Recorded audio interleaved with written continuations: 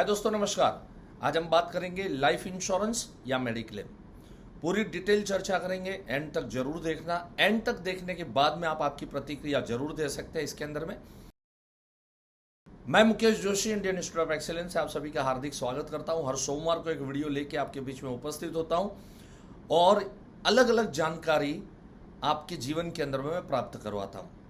अगर मेरी चैनल को सब्सक्राइब नहीं करा है तो आप सब्सक्राइब जरूर करा लीजिए और बेल बटन नहीं दबाया तो बेल बटन जरूर दबाइए ताकि आपको नोटिफिकेशन मिले। हालांकि हर सोमवार को निर्विवाद पिछले 7 साल से मैं आप लोगों को वीडियो डालते आ रहा हूं और ये सब जानकारी देते आ रहा हूं। पिछला वीडियो को आप लोगों ने बहुत सराहा, बहुत प्यार आपने दिया कि मार्च में क्या स्ट्रेटेजी करनी चाहिए, और मैंने उसके अंदर में बहुत सुंदर सुंदर उदाहरण दिए। अगर नहीं देखा है तो बराबर इसके पीछे का मंडे का वीडियो जाके आप दे सकते हैं। उसके पीछे मैंने आपको 100 पॉलिसी मार्च मंथ में कैसे करना, उसका मैंने पार्ट 1, पार्ट 2 एंड पार्ट 3 मैंने डाला है, तो वो भी आप लोग जरूर वॉच कीजिए। बहुत सुंदर और बहुत प्यारी वीडियो बनी है और काफ़ी लोगों ने उसमें फीडबैक दिया कि सर उस वीडियो के बाद में हमने 100 पॉलिसी लेने का डिसीजन बनाया, मन बनाया, और अभी हम लोग काफ़ी इसमें आगे बढ़ रहे हैं। चलिए दोस्तों, आज की बात करते हैं कि मेडिक्लेम या लाइफ इंश्योरेंस। आपको लगेगा मुकेश भाई ये चीज़ का कंपैरिजन क्यों, ऐसा बनाने का मुझे क्यों नौबत आया या ज़रूरत आया। देखिए क्या होता है, बहुत सारे एजेंट लाइफ इंश्योरेंस पॉलिसी भी बेचते हैं, बहुत सारे एजेंट जो है वो मेडिक्लेम पॉलिसी भी बेचते हैं, बहुत सारे एजेंट दोनों काम करते हैं। लेकिन क्या होता है मालूम है कि बड़ा आसानी से जो बिकता है ना, हमेशा हम उसके पीछे हम लोग लगे रहते हैं। आसानी से क्या बिकता है पता है, किसी को भी इमीडिएटली उसके नज़र के सामने जो लॉस होता है वो उसको नज़र आता है। नज़र के सामने लॉस क्या होता है, उसको 5 दिन के लिए अस्पताल में एडमिट किया और 5 दिन का बिल बना 1 लाख रुपया, और 1 लाख रुपए का वो जब बिल पेमेंट करता है तो उसको बड़ा भारी लगता है क्योंकि वो नज़र के सामने हो रहा है। लाइफ इंश्योरेंस क्या है, लोग महत्व क्यों नहीं देते, क्यों नहीं समझते, बिकॉज मर गए, उसके बाद में कहाँ देखने को आने वाले हैं, है ना। इसलिए इसको डिटेल में आज मैं आपको जानकारी दूंगा। पर्टिकुलरली मुझे ये जानकारी देने की ज़्यादा इच्छा, मैं बोल सकता हूँ कि काफ़ी मुझे प्रेरणा जो मिली एक रिपोर्ट से मेरे को मिली। एक रिपोर्ट जो आया था, आप सभी ने पढ़ा होगा, फोर्ब्स का रिपोर्ट था, इंडिया को लेके रिपोर्ट था, और रिपोर्ट ये है, यहाँ पर आप लोगों को प्रदर्शित भी कर रहा हूँ। According to Forbes advisor India, 70% of the Indian population has public और private health insurance while 30% do not. मतलब इंडिया में अगर मैं मेडिक्लेम का पेनिट्रेशन अगर मैं देखूं तो 70% हो चुका है। और चलो ये पब्लिक एंड मतलब गवर्नमेंट की तरफ से जो ऑफर दिया जा रहा है वो, और प्राइवेट ऑफर दिया जा रहा है वो। प्राइवेट ऑफर वाले बहुत कम है इसके अंदर में। अगर प्राइवेट ऑफर में भी अगर देखा जाए तो मात्रा जो है, मतलब जो सम इंश्योर्ड की जो मात्रा है वो काफ़ी कम होती है। मेडिक्लेम का भी पेनिट्रेशन ऐसे देखने जाओ तो कम है, बट फिर भी ओवरऑल अगर पिक्चर देखे तो हम ये कह सकते हैं 70% इसका पेनिट्रेशन है। और कोरोना के बाद इसमें काफ़ी परसेंटेज में बढ़ोतरी हुई। कोरोना के बाद लोग सजाग हुए, लोगों को लगा कि नहीं, इस चीज़ की ज़रूरत है और हमने मेडिक्लेम कराना चाहिए। लेकिन बड़े अफसोस की बात यह आई कि कोरोना के पहले लाइफ इंश्योरेंस का पेनिट्रेशन ज़्यादा था, कोरोना के बाद उसका पेनिट्रेशन घट गया। और मजे की बात, वो जो ज़्यादा था कोरोना से पहले वो भी क्या था आप जानोगे तो हैरान हो जाओगे। Life insurance penetration in India in 2022-23 was 3%, down from 3.2%। मतलब कोरोना से पहले 3.2 था जो अभी 3% हो गया, मतलब 0.2% डाउन हो गया। This is higher than the global average of 2.8% in 2023, but lower than the global average of 6.8%. The overall insurance penetration in India is only 4%. जरा सोचने वाली बात है ना कि ऐसा क्यों। बस यही एक रिपोर्ट की वजह से मुझे ऐसा लगा कि आप लोगों के बीच में मैंने ये सब्जेक्ट लेके रखना चाहिए और इसका महत्व आप लोगों के बीच में मैंने देना चाहिए, आपको समझाना चाहिए। चलो अभी इसकी विस्तृत चर्चा करेंगे, ध्यान से एंड तक जरूर देखिए। मुद्दे सारे जो है वो जेन्युइन मुद्दे हैं, प्रैक्टिकल मुद्दे हैं। दोस्तों मैं शुरुआत करूंगा यहाँ पर हमारे दोस्त स्वप्निल, इसने क्लास में बहुत अच्छे से बताया था कि मेरी एक पार्टी ने मुझे पूछा कि मेडिक्लेम लूं या लाइफ इंश्योरेंस पॉलिसी लूं, दो में से कोई एक मुझे बताओ, मैं एक ही लूंगा, मैं दो नहीं लूंगा। तो उस समय हमारे स्वप्निल ने बताया कि सर आप एक बात बताइए, सांस लेना इंपॉर्टेंट है या सांस को छोड़ना इंपॉर्टेंट है? हम देखिए, आप सांसें लेते भी है, सांसें छोड़ते भी है, सांसें लेते भी है, सांसें छोड़ते हैं। ब्रीदिंग में इन एंड आउट, ये दोनों में से अगर मैं आपको कहूं दो में से कोई भी एक चॉइस करनी है, आप किसको करोगे? तो पार्टी हंस पड़ी, पार्टी बोलती है यार क्या बेहुदा सवाल है, दोनों ही जरूरी है। तो बोले उसी तरह से लाइफ के अंदर में दोनों ही जरूरी है, लाइफ इंश्योरेंस भी जरूरी है और मेडिक्लेम भी जरूरी है। दोस्तों, मैं अगर आपको ये पूछूं कि सब्जी खानी चाहिए या रोटी खानी चाहिए, अगर मैं आपको पूछूं दाल खाना चाहिए या चावल खाना चाहिए, कैसा लगता है ना आप लोगों को? बड़ा ऑर्डर लगता है। तो वैसे ही अगर जो इंश्योरेंस को समझने वाली व्यक्ति है, उसको यही चीज़ ऑड लगती है कि जब लोग मेडिक्लेम को समझ पाते हैं, लेकिन जब लोग लाइफ इंश्योरेंस को नहीं समझ पाते। मेडिक्लेम क्या है?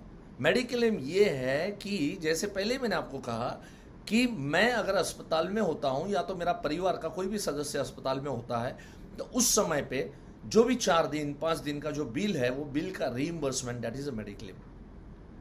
क्या हम लाइफ है, हमारे लाइफ की कीमत देखो आप, हमारी जिंदगी की कीमत देखो आप, हम कितने पैसे जीवित है तो हम कमा रहे हैं, उसकी कीमत अगर आप हिसाब लगाओगे तो क्या इंपॉर्टेंट है? Life insurance important. देखिए, मेडिक्लेम में आपके जीते जी आपको भुगतना है कि मेरा इतना लॉस हो गया, लेकिन लाइफ इंश्योरेंस के अंदर में हमारे परिवार को भुगतना पड़ेगा। कौन सक्षम है? आपकी नॉन वर्किंग वाइफ, आपके नॉन वर्किंग बच्चे, या कौन आप कमाने वाले व्यक्ति? कौन पावरफुल कौन है? आप पावरफुल है। जरा आप सोचिए कि ये आफत, जब तक मेडिक्लेम है आप पावरफुली स्ट्रांगली खड़े हुए। मैं कई बार प्रश्न करता हूं, आप अस्पताल में गए, लाख रुपए का बिल हुआ, चलो मेडिक्लेम होना ही चाहिए और लाख रुपया रीइंबर्समेंट मेडिक्लेम देता है, बहुत अच्छी बात है। चलो किसी कारणवश आपकी मेडिक्लेम इंश्योरेंस पॉलिसी लैप्स हो गई थी, आपको मालूम नहीं था, और लाख रुपए का आपको लॉस हुआ। लॉस है, एब्सोल्युटली आपको लॉस है, लेकिन वापिस आप आ गए तो कमा रहे हैं, महीने का लाख रुपया कमा रहे हैं, तो एक महीने में वसूल कर दिया आपने। लेकिन जरा सोचिए कि अगर आप अस्पताल में एडमिट है और किसी कारणवश डेथ हो गई, किसी नेग्लिजेंसी की वजह से, या तो फिर डॉक्टर भी कहते हैं सब चीज़ें हमारे हाथ में नहीं होती है, आप जिंदा वापस घर पे नहीं आए, चलो अस्पताल में 4 दिन एडमिट आपको किए थे, तो भले डेथ हो गया, लेकिन उसके बावजूद भी मेडिक्लेम का पैसा तो मिलेगा, रीइंबर्समेंट जरूर होगा। लेकिन what about life? What about her महीना जो लाख रुपए आप अपने परिवार के लिए कमा के ला रहे थे, उसके बारे में हम क्यों नहीं सोचते? मैंने अक्सर देखा है कि मेडिक्लेम के अंदर में आजकल क्या है, कंपनियां काफ़ी स्ट्रिक्ट हो गई है, तो लाख रुपए का बिल होता है और शायद आपको 92,000 मिला।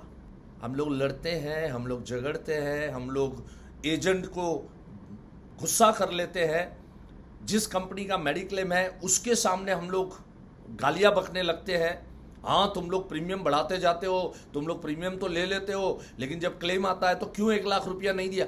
8,000 का लॉस हुआ, वो आपको अफोर्डेबल नहीं होता, वो आपको दुख दिलाता है। जरा सोचो, अगर लाइफ नहीं रही तो कितना बड़ा लॉस हुआ। क्यों इस बारे में सोचते नहीं है?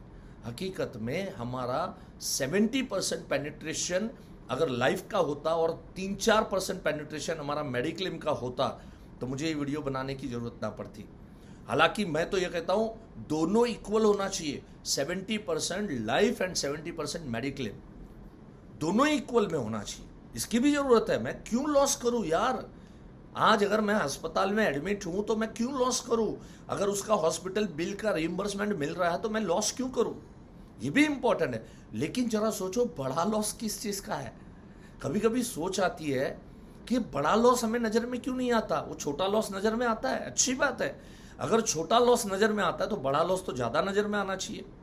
मैंने मेरे एक वीडियो के अंदर में कहा था कि आपके 2 गोडाउन है, एक है 5 करोड़ का गोडाउन, एक है 5 लाख का गोडाउन।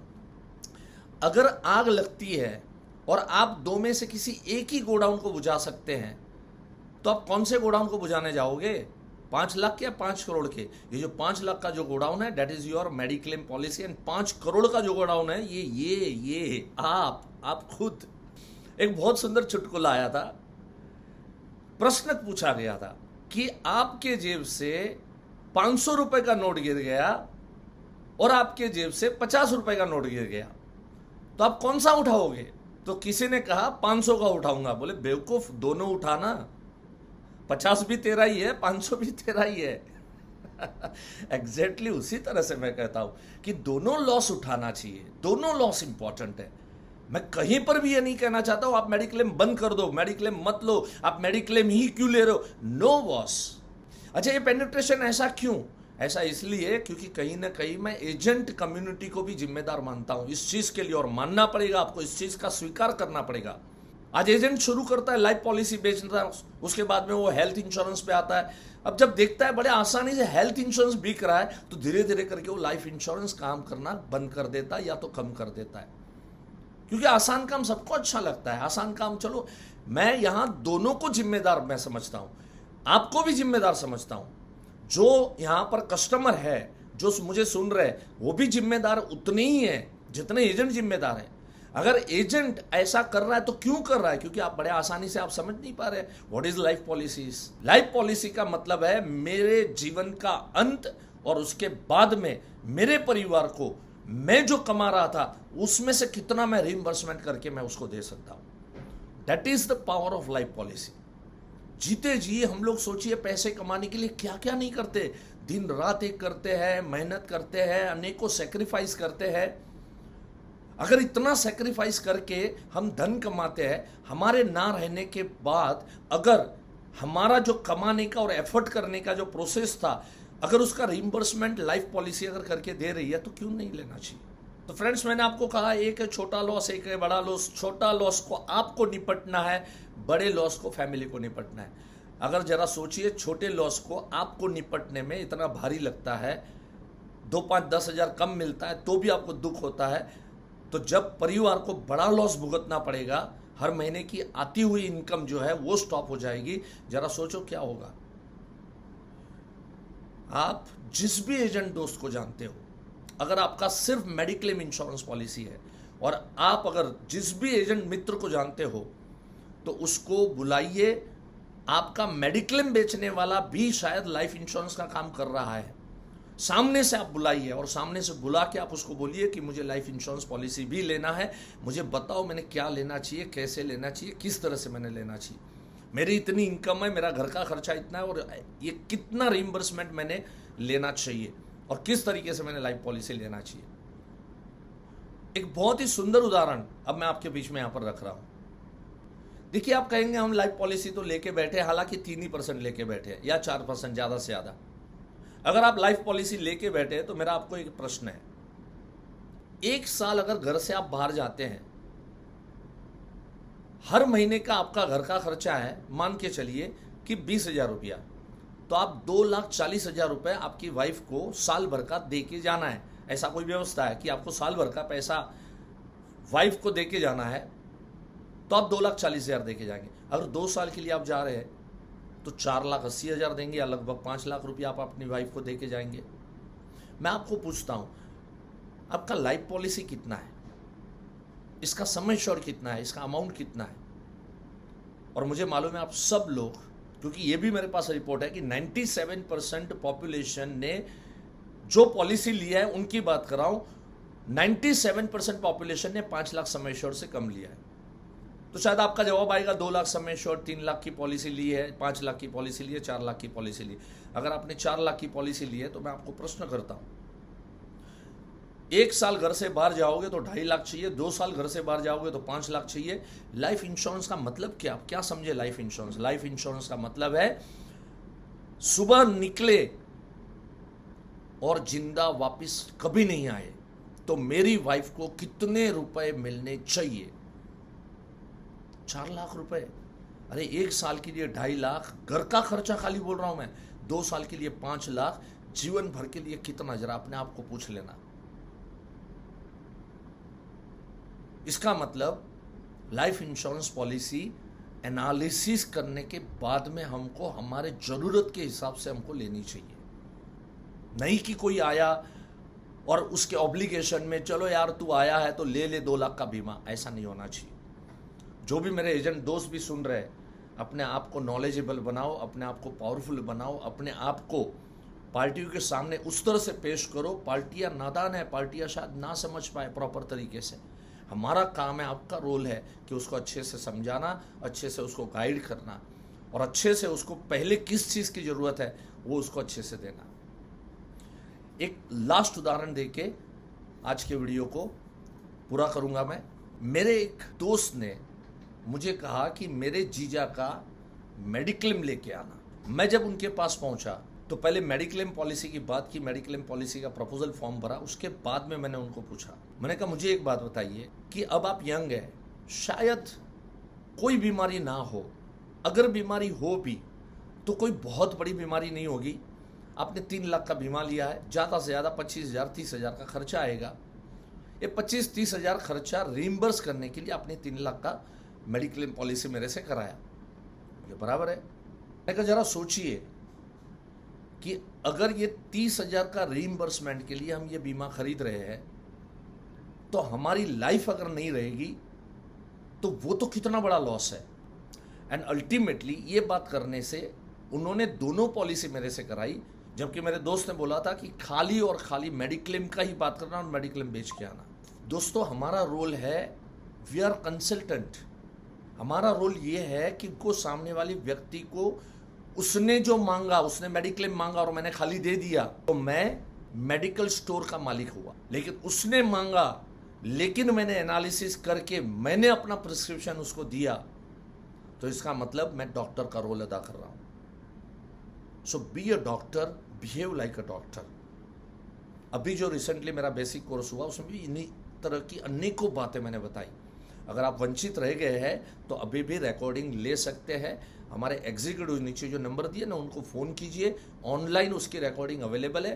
परचेस करना पड़ेगा, बाय करना पड़ेगा। पूरे 18 घंटे की लर्निंग है, 3 दिन का ये बेसिक कोर्स है जो इसी तरह की अनेकों बातें आपको समझाएगा और आपको सिखाएगा।